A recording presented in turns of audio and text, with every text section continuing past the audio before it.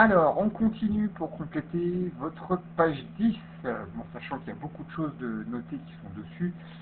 Donc là, on vient de parler de la résolution graphique. Maintenant, on va s'attarder à la résolution algébrique par le calcul. Donc le point méthode.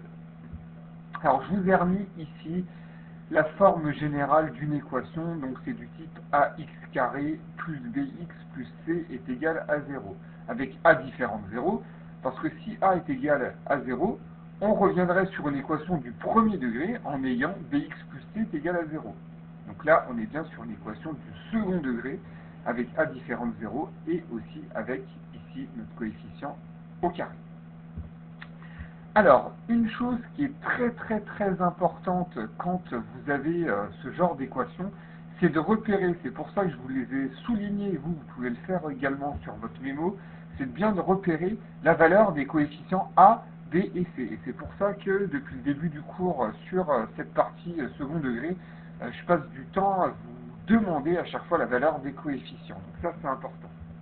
Alors, la résolution, vous allez voir, c'est assez technique.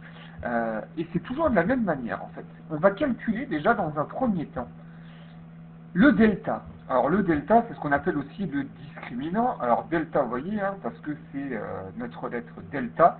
Et delta, il est égal à b au carré moins 4 fois a fois c. Donc b carré moins 4ac. Donc ça, c'est à retenir.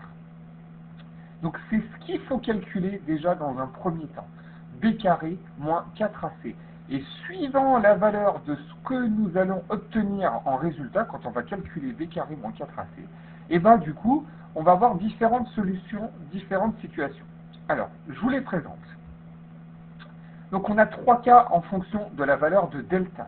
Si delta est positif, c'est-à-dire quand vous calculez b au carré moins 4ac, si vous avez un résultat qui est supérieur à 0, et strictement supérieur à 0, vous avez deux solutions. Donc ça veut dire que votre parabole va couper l'axe des abscisses en deux endroits différents. Donc les deux solutions sont x1, et vous voyez, pour calculer, donc c'est moins b moins racine carrée de delta sur 2a. Donc là c'est pareil, on applique la formule, on prend le coefficient, on démarre par moins, on prend le coefficient b, moins racine carrée de delta que vous venez juste de calculer divisé par 2 fois a, et deuxième solution, moins b plus racine carrée de delta sur 2a. Ensuite, deuxième cas possible, c'est si delta est égal à 0. Donc ça veut dire que b au carré moins 4ac, c'est égal à 0. Donc là, on a une seule et unique solution qui est moins b sur 2a. En fait, les deux solutions, elles sont confondues. On va dire qu'on a une seule solution, c'est moins b sur 2a. Et le cas le plus simple, si delta est négatif, vous voyez, b carré moins 4ac inférieur à 0, alors l'équation n'a pas de solution réelle. Donc ça veut dire que notre parabole ne vient pas croiser l'axe des abscisses en fait, graphiquement.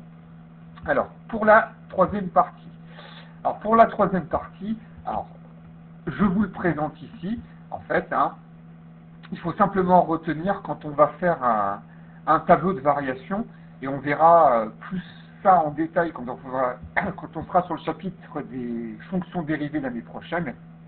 Retenez ça, c'est que ici,